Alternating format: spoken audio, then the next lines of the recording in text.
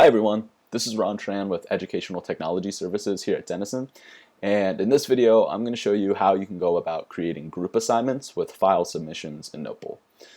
Before you start this video, if you're brand new to Notebowl, I'd recommend first checking out one of our other videos on creating assignments with submissions for individuals. It'll just give a more in-depth look on the process for creating assignments. So to start, we're going to go over to our Assignments tab and we'll click on Add Assignment. Go ahead and give our assignment a name, call it Paper 1.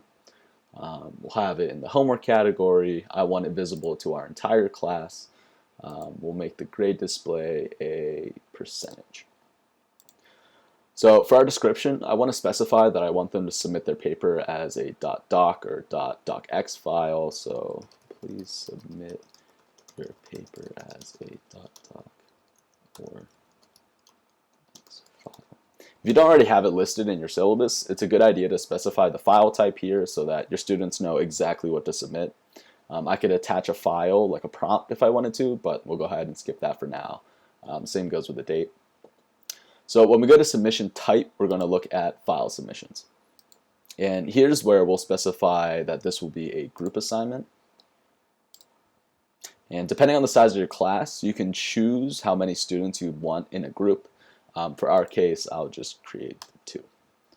And then go ahead and click Create. So you'll notice that we have our list of students, but they haven't been grouped yet. To do this, we're going to go over to Manage Groups.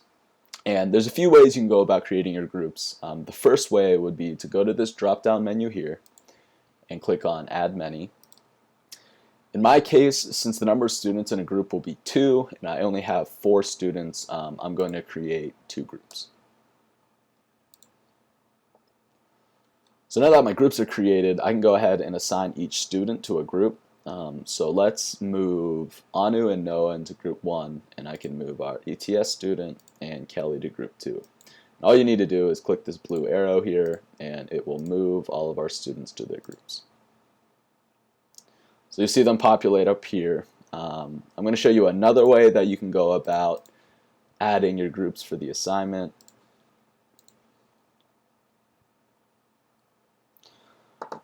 So if you haven't yet, make sure to go watch our video on the ETS YouTube channel on creating groups within the roster. But as you can see, I have the option to import from roster here. And so I have these pre-created groups already made in my roster.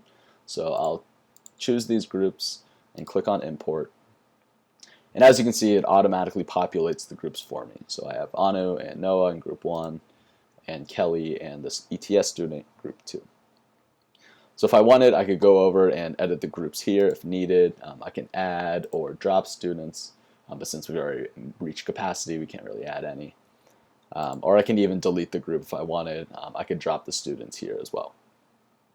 So now let's take a look at what our students are seeing for this assignment. So I'll go ahead and view as Noah, and I can see that my group is listed here.